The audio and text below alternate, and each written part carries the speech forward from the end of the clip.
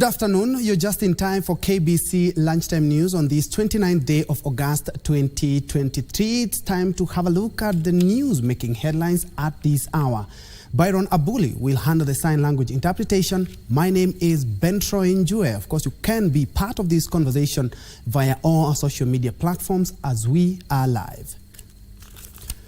We do begin with some politics where Kiambu members of the County Assembly are now accusing Governor Kimani Wamatangi of dictatorship, failed leadership, and inability to manage the county development plan.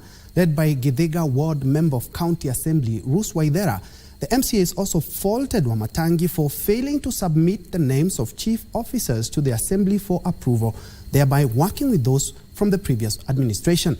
The MCAs took issue with Wamatangi for being a lone ranger, being unable to work with other leaders, and failed inclusion of other key people in decision-making.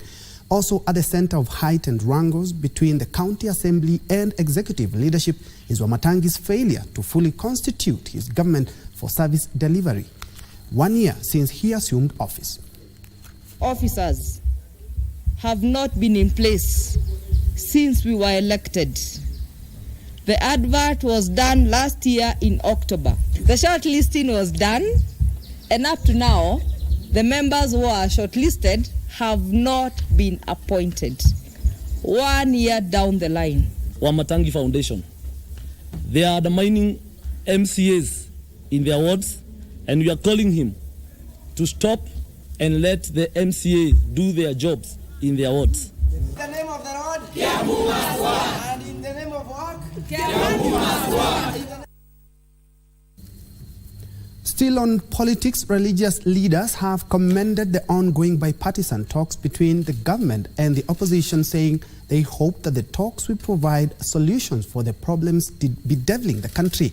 The clergy drawn from Machakos and Kakamega counties, however, criticized the politicians looking down upon the talk, saying that demonstrations are not a solution to the country's problem. Giverson Maina has more. Bipartisan talks.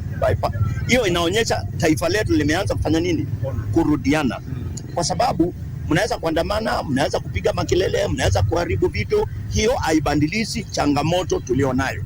Their sentiments were backed by their counterparts from Friends Church in Kakamega County, who called for tolerance while also faulting politicians rubbishing the talks. Before they start, let them call a spiritual leader. Come in that, pray for them, even preach to them, and then the preacher leaves them now to discuss whatever it is discussed. Elsewhere, Vice Chairperson Tomo Janga has called on political class to allow the president and the Kenya Kwanza administration time to deliver on their mandate for the country.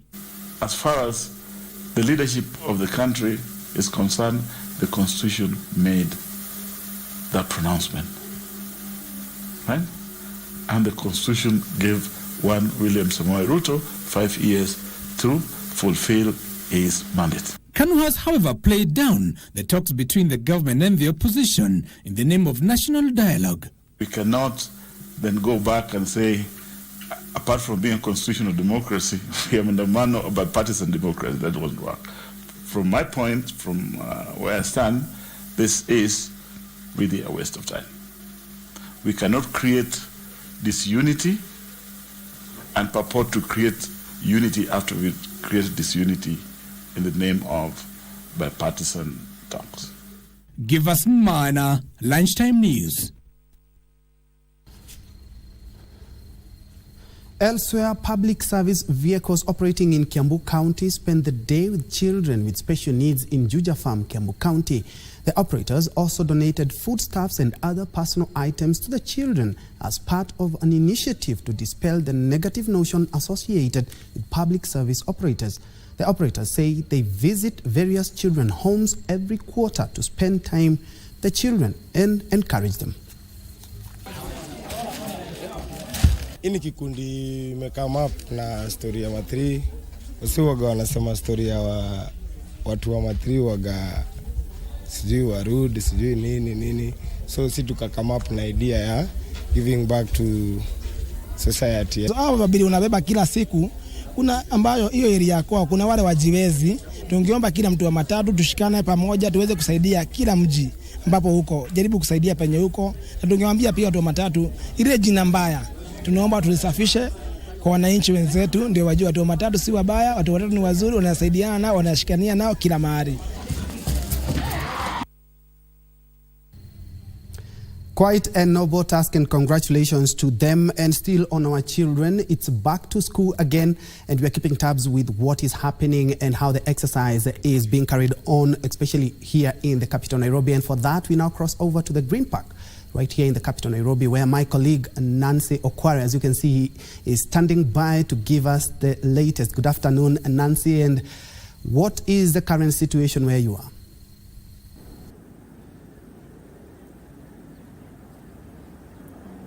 Well, a very good afternoon to you, Ben. Troy Njue back in studio. We are coming to you live from the Green Park bus terminus right here in Nairobi County.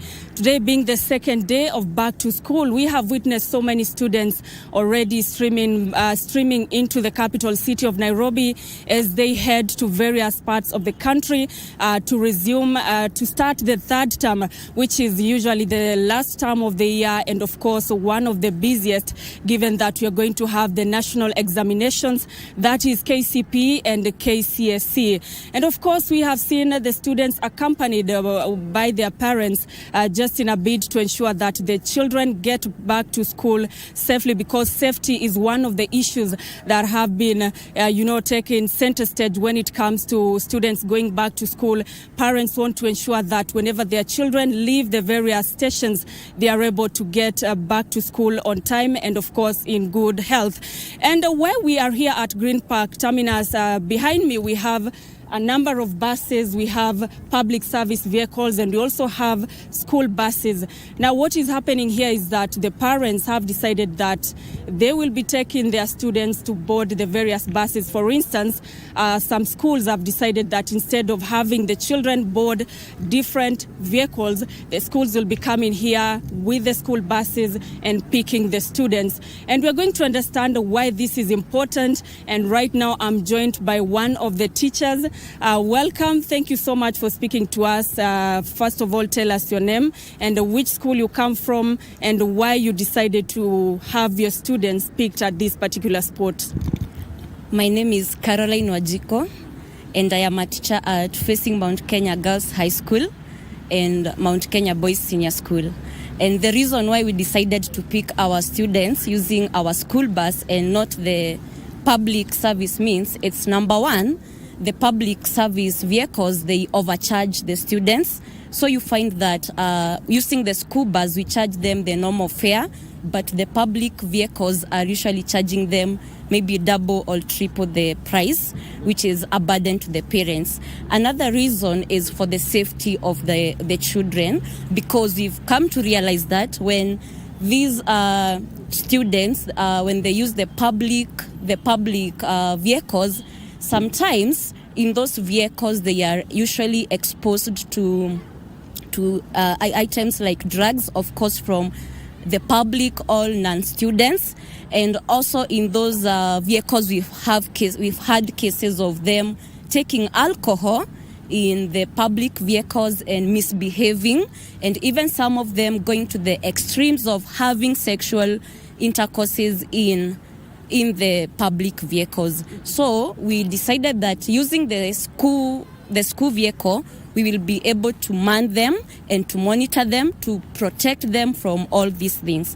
Another reason is that our public vehicles, sometimes they drop the students not at their respective destination. So you find that sometimes, maybe for example, if a student is coming from Nairobi all the way to Meru, the public vehicle will drop that student at Embu, and leaving this student maybe at Embu, this student will have to board another matatu, which is a hectic. So in general, it's for the safety of our students and also to take care of the money issues. All right. Thank you so much for speaking to us. I'm also joined by a parent who decided to use this formula of ensuring that the child actually comes here and they board the school bus and head to school.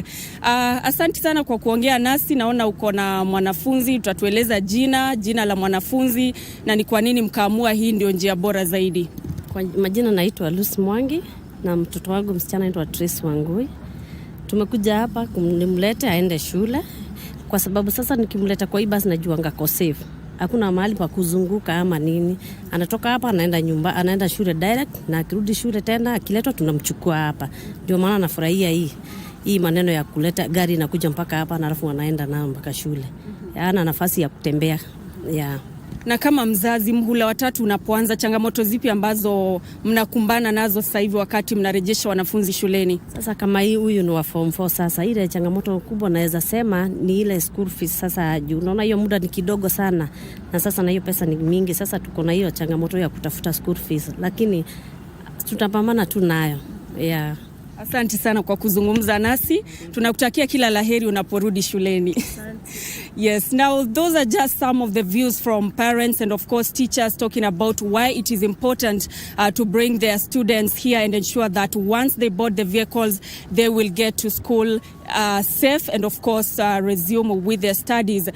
So Bentro Njue will continue moving to the various bus stations right here in Nairobi, looking at how the situation is like and of course updating our viewers. But for now, it's back to you in studio. Thank you so much, Nancy Okware, live from the Green Park bus terminus. There are an interesting way that schools have come up with of ferrying their students, and especially from bus terminus to their schools. Talking about safety, we've seen some chaotic scenes when children are going for their holidays or back to school, and of course the drug menace that we have also witnessed in the country. She will be back with a more comprehensive report in our subsequent bulletin. And speaking of drugs, the legislators came to face. I'll beg your pardon. I will take that again. The National Assembly Departmental Committee on Health has urged government agencies to seal loopholes used to smuggle drugs in the country. The legislators came face to face with the ghastly truth and drug menace when they visited Drug Rehabilitation Center at the Miditini Rehabilitation Center. The committee vice chairperson Patrick Munene urged the government to crack the whip on drug barons and the sources of the drugs destroying the lives of young Kenyans. The MP said they are committed to supporting rehabilitation programs.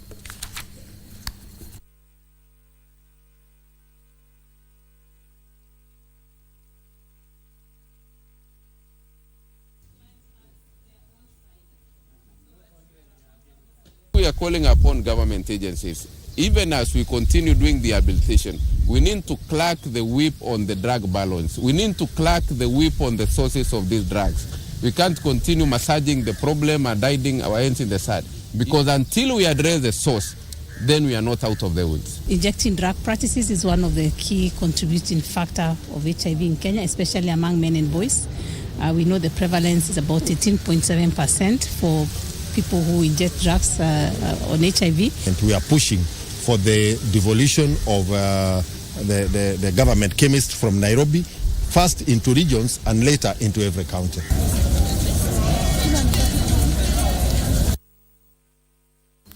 And in other news, a section of residents from Laikipia are calling on the Senate to extend the public participation timeline on the National Resources Benefit Sharing Bill from the 4th to the 15th of September this year. The residents drawn from the Maasai and the Yaku community say this will give them ample time to scrutinize the bill and collect views from indigenous communities across the country. Led by members of the local county assembly drawn from Laikipia North Sub-County, the residents said they need more time to scrutinize the proposed National Resources Benefit Sharing Bill, which seeks to safeguard indigenous people's rights. Ona jana kwamba it was published on 22 na tukaona tumepewa deadline ya tarehe 4. So that is a very short time. So leo hatutaingia the details or the inside of the bill. Tunaomba leo kupewa nafasi kidogo ili tuweke kusubmit the memorandum. Because we did not get enough time to go through the climate change bill. So now because we are going to the critical part, we are requesting them that they should at least extend the date to 15th of September so that we can have enough time to interact with our people, the indigenous people, where they are, so that we can present a very comprehensive suggestion. Ni vile sisi tulidurusu kutoka kwa simu ya kwamba siku ya tarehe 4 ndio hiyo bili itapitishwa. Sasa tumeonelea kwamba vile wenzangu wameomba muda, nami pia ninaomba muda, sisi tukae chini tukague. Away from that, a group of women in Wajir County are rewriting their story through art while earning a living from their craft. What started as a small venture has now blossomed into a thriving women's group called the Barwako Weavers Society. Joy Joan shares their journey to financial freedom.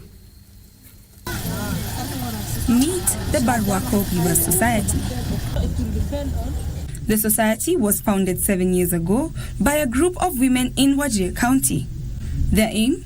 To explore their talent and earn an income. Safia Bilo Mohamud, the group's general secretary, reminisces how the group was birthed with just 20 members. Tunataka tu hii group tuwe na group kubwa, alafu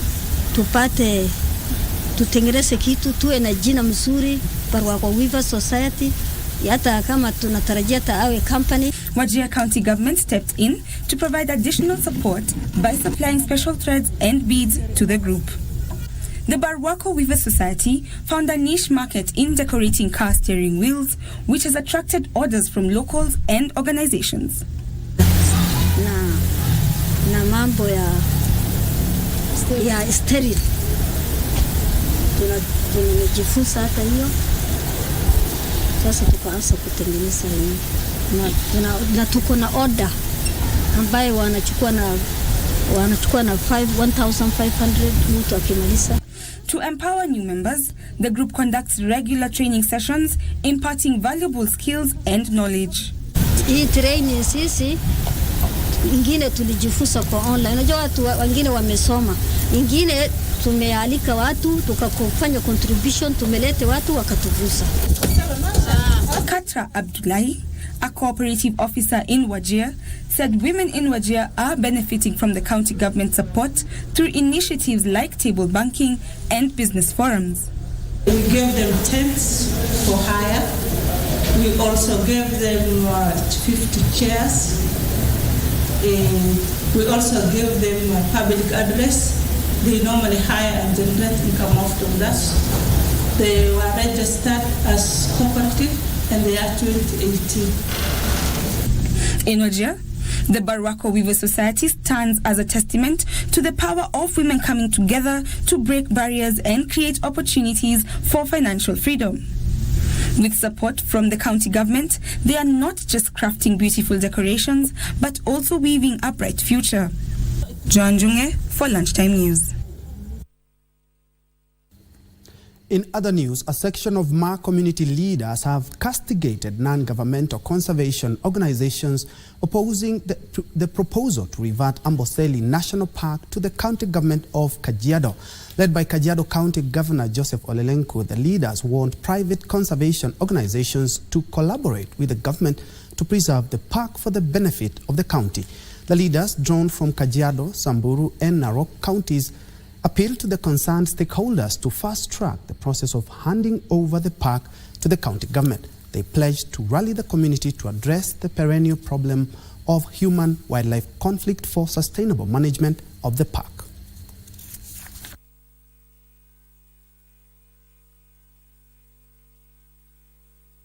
We are committed to rope in our conservationists, our partners, the researchers, the NGOs in the ecosystem, because we know the contribution they have made over time. We know the knowledge they hold.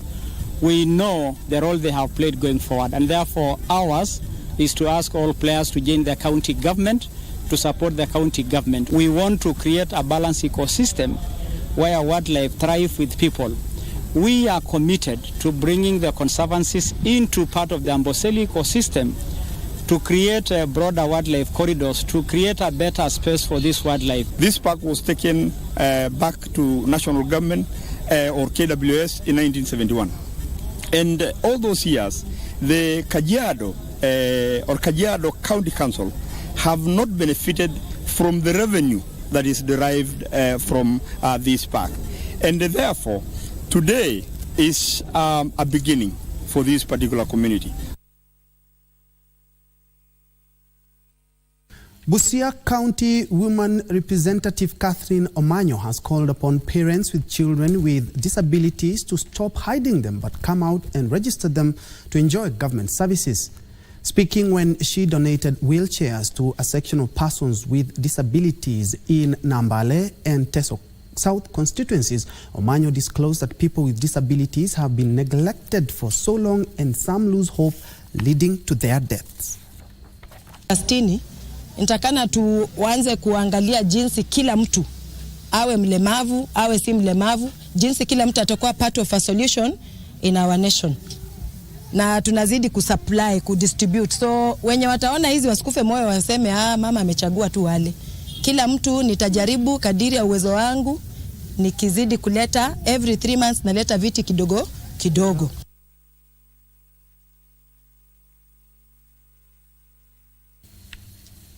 From Busia to Kilifi County, where residents in the county are set to benefit from improved health services after the county government launched kidney disease and an emergency center at Kilifi Referral Hospital. Speaking during the launch, Kilifi County Governor Gideon Mungaro said that he will prioritize the sector to ensure that health services are further improved. He added that the construction of new hospitals and renovation of existing hospitals in Magarini, Mariakani and Ganze have been completed. Tumeweza kuzindua rasmi kwa mara ya kwanza hapa Kilifi County Hospital kituo cha kusafisha figo ambacho kuanzia leo kitakuwa kinatumia vitanda 3, lakini kama mwezi mmoja miwili ijayo tutapata vitanda vingine 13, kwa hivyo tutakuwa na vitanda 16.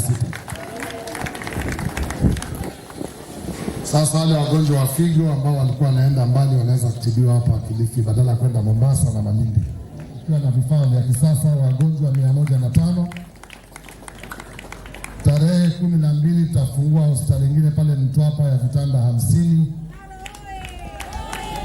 Tarehe 13 tutafungua marekebisho ya hospitali ya Malindi ya vitanda 200. Pia katika zahanati zetu kuhakikisha kwamba kuna madawa wakati wote. Lazima tuhakikishe kwamba katika warehouse yetu tumeweka madawa ya kutosha, na tunafanya hivyo ili kila wakati tutakuwa tuna distribute, tunasambaza haya madawa. Yule ambayo amepungukiwa tunajua ni nani katika sehemu hii, katika zahanati gani, na tunachukua hapa tunapeleka kule. Asante, ugonjwa wa figo sasa umepata suluhu. Still in Kilifi County, the government has terminated a 15-year revenue collection deal awarded to a private company. The move now paves way for the installation of a new automated payment system that is expected to boost revenue collection and curb leakages. Area Governor Gideon Mungaro questioned how a private entity would secure a 15-year tender, whereas the term of a sitting governor is limited to 2 terms. The automated system is projected to cost the county government 130 million shillings. The governor is also equipping the county inspectorate with new vehicles and motorcycles to enhance revenue collection. Tumeshatangaza kandarasi ya ukusanyaji ushuru na tunataka safari hii tuwe na mikakati ambayo itakuwa kati ya sheria, sio ile tulikuwa tumetangaza mbeleni ambayo ileta utata mpaka kabidi wafukuzwe na nini. Kama ni kandarasi ya kutangaza ushuru ya kusanya ushuru, watakuwa pia na kiwango cha kisheria cha miaka ile watapewa. Hatuwezi kupatia mimi, siwezi kwenda leo hata kama ni takaa muda mrefu Kilifi County, Mungu akinipa afya na uzima na tukifanya kazi ile, raia anaweza kunipa ni miaka 10 sio 15. Kwa hata kama ni mkataba lazima uwe katika ile kiwango cha kisheria cha kwamba gavana anaruhusiwa vipindi viwili, lakini huwezi kwenda kuweka kandarasi ya zaidi ya muda wako, muda wa ile kikatiba. From Kilifi to county number 14, where teen mothers in Kiambu County have received a new lease of life to continue pursuing their education following the launch of the Restored Hope pilot program. The program, an initiative the county woman representative Njoki Njeru, is aimed at supporting teen mothers to return to school. The area county women representative also encouraged girls to stay in school, adding that she will support those who complete their studies and are willing to engage in small-scale businesses. She was speaking during the issuance of bursary checks to needy learners in the county worth 2.4 million shillings. The fund were part of the second tranche of the national government's Affirmative Action Fund. Kuanzia Januari mwaka ujao tutahakikisha ya kwamba tutafanya vetting na kulingana na pesa ile tutakuwa nayo kupitia GAF, tutaona ni watoto wangapi, watoto na ni wazazi. Wale ambao watarudi shule wafanye wasome na waweze kupata masomo bora katika shule tofauti tofauti in day schools.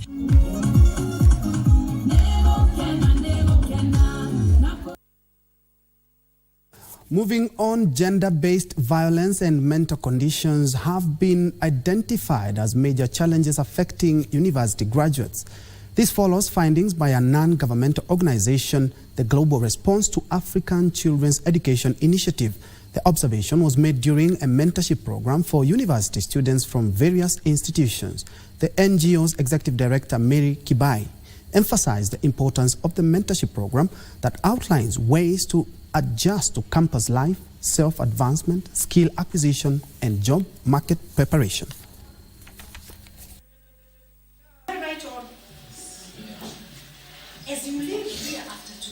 We have a mentorship program that's going on. This is for university students. So we are covering different areas on life in campus, how the experiences have been.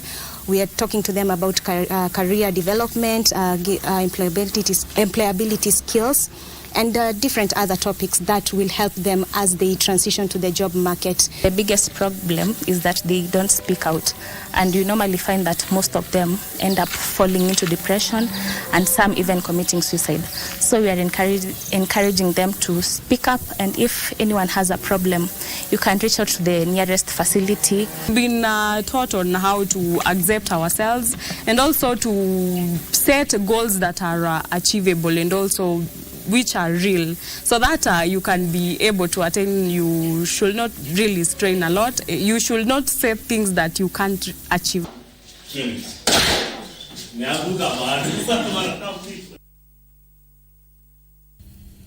And in Marsabit County, elected leaders have been urged to help in championing initiatives that will help in bringing a long-lasting peace in the region. According to Marsabit County Women Representative Naomi Wako, there is need to engage the youth in activities that will go a long way in fostering peace in the region that has for the years witnessed inter-community clashes. She observed that empowering the youth through sports will help curb insecurity and drug abuse. Tuishi kwa amani pamoja. Number 2, tuseme bye bye to drugs. Number 3, tuseme bye bye to FGM. Tena tuseme bye bye to early marriages. Najua sasa naona hapa hawa vijana wamejaja. Jamani, msisumbue wasichana wetu waleke haraka. Si ndio?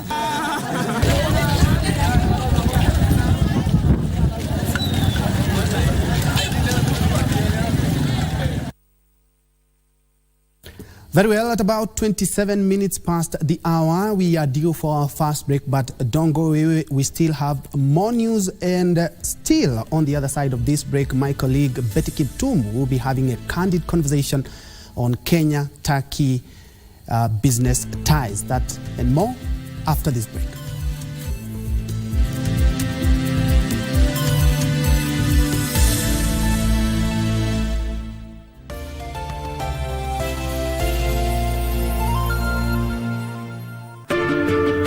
The inaugural Africa Climate Summit hosted by the African Union and the Government of Kenya will be held at KICC in Nairobi. The summit will bring together leaders from Africa and beyond to address the growing challenge of climate change and explore opportunities presented by collective climate action globally and in Africa. The summit will take place from the 4th to 6th of September at KICC and will be presided over by His Excellency the President Dr. William Ruto. This event will be live on KBC Channel 1. Should be here taking care of me or something. Okay, should. Yeah, when mom's not around, she's always here to take care of me. Wakati umefika kwa Abel kuja kwa mamake na hakuna atakayenizuia. Kwa hivyo haya yanayofanya Kate wewe yaona ni sawa? Nisema ni sawa baby. Bingo, umeniguza mimi kama leso vile. Unitumia unavyotaka, ukichoka wanianika watu wanione.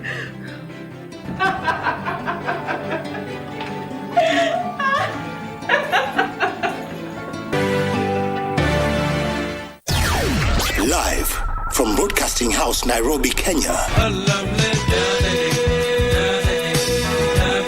This is KBC English Service. Welcome to Beat Time Show, the very best of the 80s and 90s. Me, John Karani, JK. Timeless music hits across the decades. This is the place to be after you've had a tough day. Here we celebrate love and life.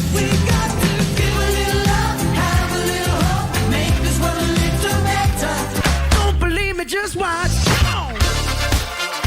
The sound of KBC English Service. I'm your host Caroline Wangishi, Karo Gatata Moshero. My name is Geoffrey Mongai B. News, information and entertainment. KBC English Service, Kenya's official national radio.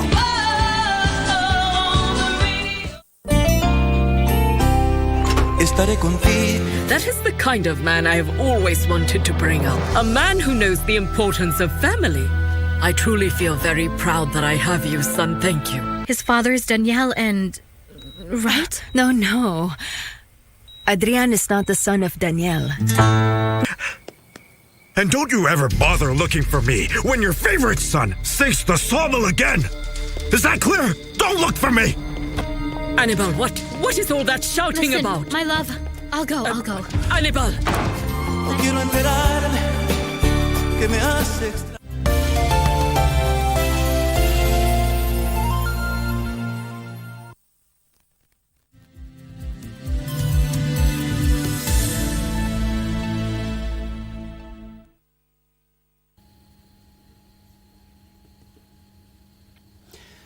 Welcome back and thanks for keeping it KBC Channel 1 Lunchtime News. Elsewhere, conservationists from Nakuru County have embarked on promoting a recycling culture by putting into use non-biodegradable waste as a way of addressing the county's waste management challenges. The group are also advocating for the use of clean cooking energy that will also create job opportunities for the local community. Here's that story. As the country moves towards managing solid waste disposal, a group of conservationists drawn from Bondeni slums in Nakuru County are actively engaging in the recycling business, turning discarded plastic bottles and used car tires into a cash cow. This one, as you can see, it's on the matters of reducing and recycling to reduce the plastic waste in our community. The group is also redefining the narrative on environmental conservation by manufacturing briquettes from a blend of charcoal dust and cow dung as one way of reducing reliance on firewood, thus protecting forest destructions.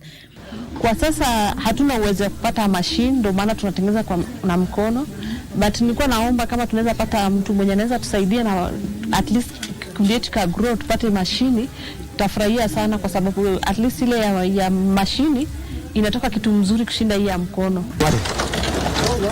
Through the project where disposed plastics are shredded and turned into fashionable colorful laundry baskets, flower vases, shoe racks, shopping baskets and utensils racks, they have successfully created job opportunities for the local community. As young women trying to make up families, and it helps us, at least we are contributing something in our family homes. Nikisema to make money, I'm trying to create out of this an income kwa wale ambao tunahusika na wao. While appreciating the initiative, Environment Cabinet Secretary Soipan Tuya says promotion of waste recycling and reuse has become a more practical approach to solid waste management, adding that the government is committed to supporting such initiatives. That each manufacturer, importer of products must have an end of the project in mind to make sure we reuse, recycle, and reduce waste in our country. The initiative comes at a time the country is preparing to host the first Africa Climate Summit, set to begin on 4th to 6th of September. The summit, with a focus on driving green growth and promoting innovations as solutions to Africa and the world in battling effects of climate change. Opicho Chemtai for Lunchtime News. Thank you so much, Chemutai, for that informative piece. And going over now to the other side, Betty, have you seen plastic basket? Interesting way of conserving the environment. Indeed, I have seen that. I think the efforts on matters sustainability are very important, and any effort, no matter how small, is definitely appreciated. I mean, we're doing it for Mother Earth. Very true, very true. What do you have in business? Well, we have quite a lot. We want to have an interesting conversation now. The World Cooperation Industries Forum is happening in Turkey. And that particular forum is supposed to bring together Turkish manufacturers and producers to meet with business persons from across the world. You know, the way people keep buying Turkish clothes and all that, they want to make sure that you have access to the producers directly to reduce the pricing. So that is the conversation we are having this afternoon. Interesting. Take it over. Right. Thank you very much, Ben Troy. My name is Betty Kiptum. Let's get a little bit of some news before we get into that conversation. Now, aviation workers have thrown their weight behind the management shakeup at the Kenya Airports Authority that led to the firing of Managing Director Alex Gitari. Welcoming the changes made by Transport Cabinet Secretary, Kenya Aviation Workers Union Secretary General Mos Ndiema says the power outage at the JKIA last Friday was as a result of mismanagement that has bedeviled the authority for a while, a situation that threatens the status of East Africa's busiest airport. The X-ray machine at the primary screening has not been working for almost 4 or 5 years. Yet this is a very instrumental equipment or tool that would enhance the safety of JKIA Airport. So we fully support the decision of the government to fire Alex Gitari. In terms of employee issues, his regime performed so poorly. Moving on, Absa Bank Kenya PLC has posted a 32% increase in net earnings for the first half of the year of 8.3 billion shillings. Non-performing loans, however, shot up to 9.8 billion shillings. The lender's managing director, Abdi Mohammed, has attributed the performance to, among others, strong business growth and contribution from new business, including bank assurance and Timiza. In the first half of the year, Absa Bank accelerated the execution of its new strategy that saw its loan book increase by 22% to 318 billion shillings, targeting the retail sector, including small and medium enterprises. Yes, we'll adjust our risk appetite as we go because there are risks, but SME is more than lending. There's transactional opportunity. And so for us, we see a real growth opportunity here.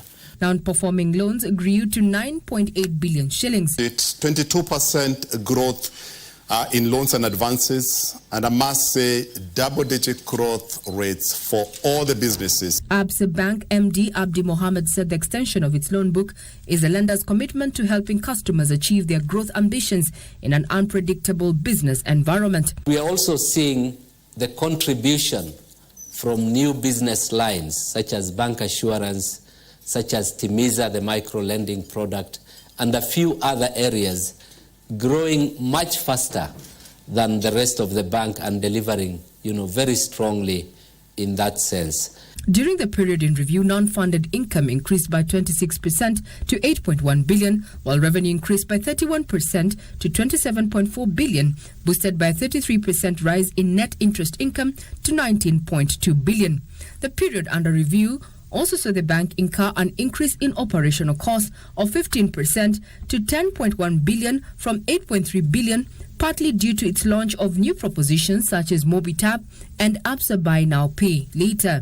Staff costs picking up by 16% year on year, And this ties to the fact that we are investing on our people. The bank is counting on investment in digitization and agency banking to boost performance. But in aggregate, we can't keep our eyes off the branch network as we take digital forward. The board has approved an interim dividend payout of 20 cents per share. Regina Manyara reporting for Lunchtime News. And the Kenya Technical Vocational Education and Training Institutes have been urged to leverage collaborations to address gaps in the transfer of skills. Industry players say lack of financing in research and inadequate training opportunities have hindered the advancement of technology in TVET institutions. Students drawn from 9 African countries, including among others Ghana, Uganda and Gabon, joined a cohort of Kenyan tech students in graduating from the Africa Tech Challenge Season 8, which equipped them with skills to empower them in the next phase of development. The challenge was a joint partnership between the Technical University of Kenya, the Ministry of Education and Aviation International. Program is designed to empower these young people with the practical skills necessary to thrive in the fast-paced, ever-evolving technical landscape.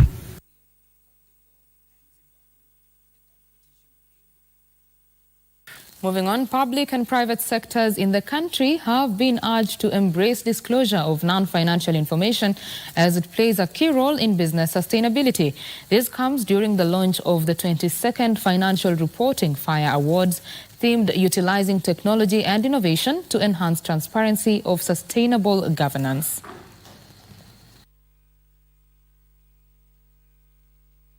So the disclosure of non-financial performance. Ever-increasing demands for good, quality from our various stakeholders. It therefore behooves us to think of clear fiscal reporting from a government point of view and sound financial reporting from a private sector point of view. Level at government, at private sector, and all the sectors of our community.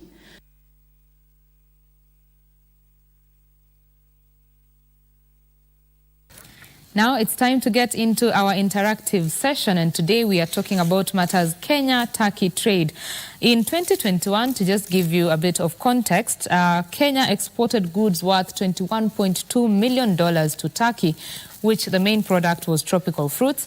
And in the same year, Turkey exported goods to Kenya. That means Kenyan imports from Turkey were about $371 million, with the top product being refined petroleum. Part of other goods that are exported into Kenya from Turkey include construction materials, home appliances, petroleum, processed foods, and textile materials. Now, we want to just have a conversation about the World Corporation Industries Forum, Turkey 2023, that is happening next month, what it entails, who should be going to that particular forum, and why you as an entrepreneur, an SME, or a person who is selling Turkish goods or wants to get into Turkish business should attend that particular forum. To have this conversation is Lawrence Biamukama Rebishenge. He is the executive chairman at GoToVet Africa Safaris Group. Karibu sana. Asante. Asante. I hope I said your name right. Yeah. Awesome. Thank you very much. So, as the authorized representative of the WCI Industries Forum in Turkey 2023 for Kenya, yes, what is happening at the WCI Industries Forum? Well, this is, first of all, I want to thank KBC, because Kenya is watching. Yeah. This is a big opportunity. Again, Kenya is showing leadership in the region. So the 9th WCI Forum is a huge one because we have over 400 Turkish manufacturers and producers who have registered for this time. And also we have over 43 African countries coming in, from French-speaking, from English-speaking, and even Swahili, in the region. So we have many sectors that are participating in. We have those from agro-industry, we have mining, we have those in textile, we have in education, medical and health, we have those in construction, architecture.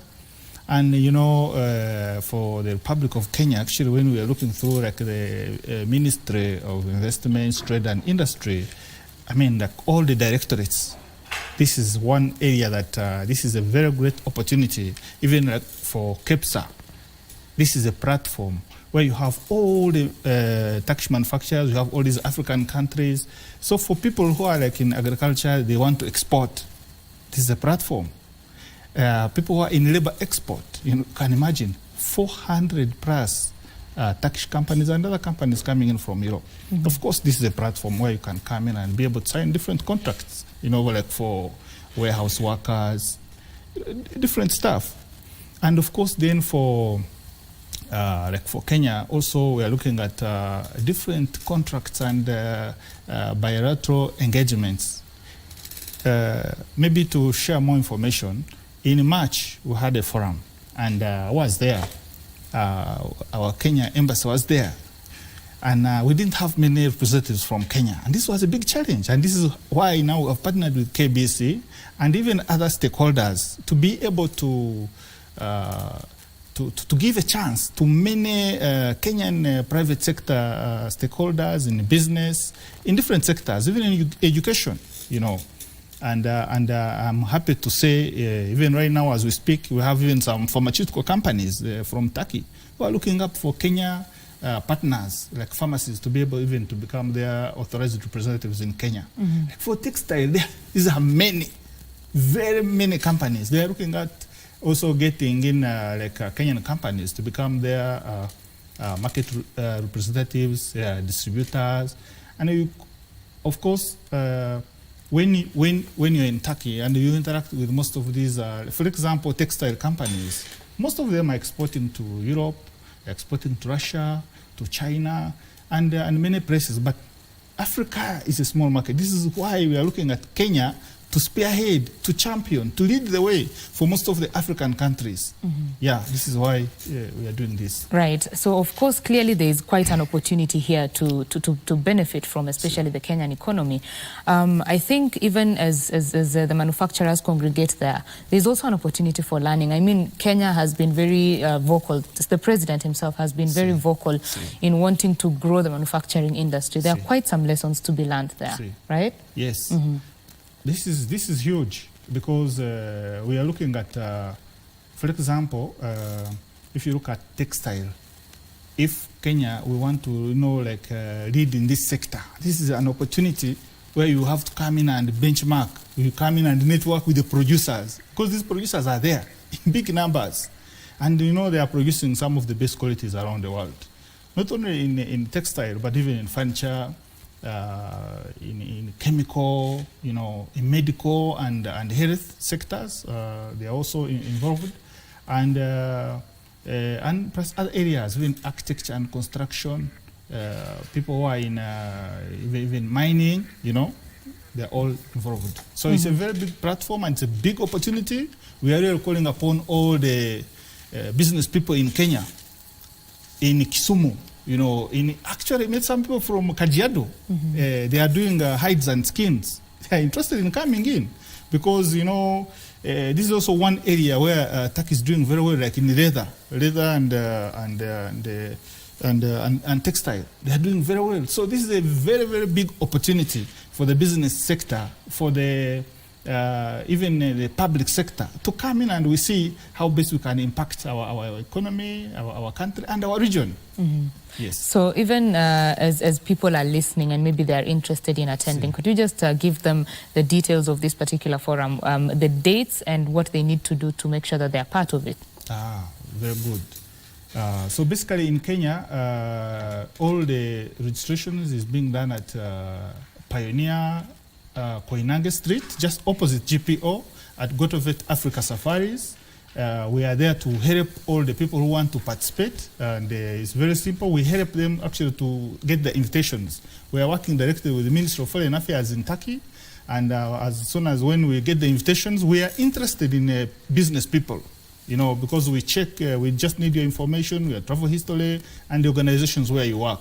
Then we're able to register you in the system, and people, what is even more interesting is, at the moment when we register you, the delegates in Turkey, even from all over the world, they will be able to start booking meetings with you. So it's going to be, we are departing from 17th of September, and then we'll be returning on 21st of September.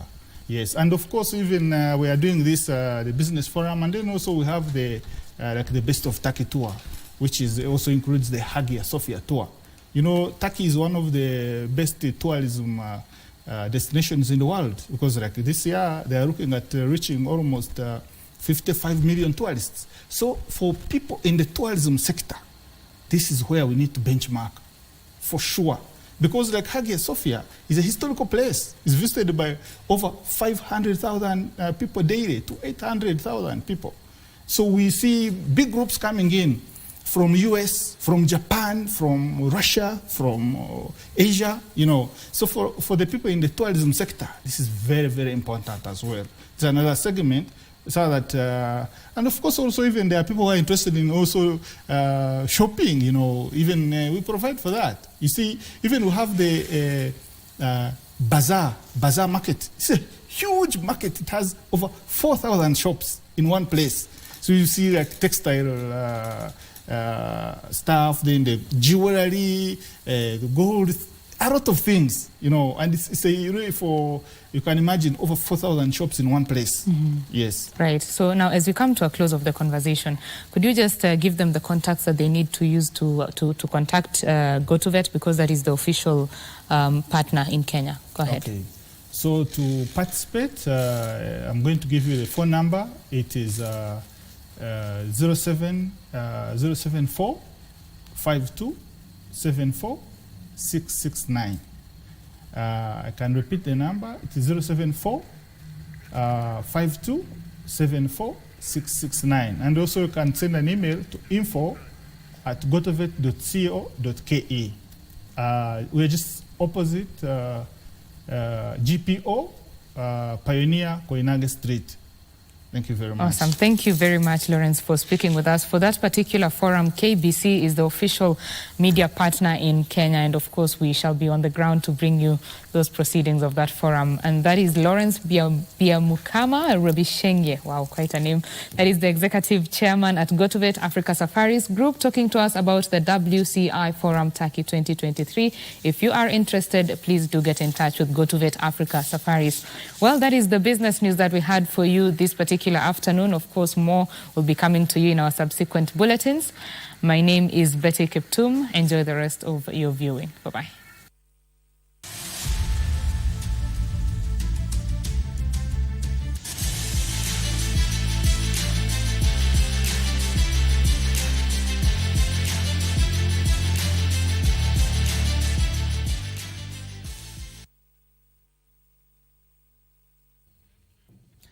Time for sports, and the champ is back. World champion Faith Kipyegon is considering switching to the marathon after the 2024 Paris Olympic Games, having achieved so much on the track in her career.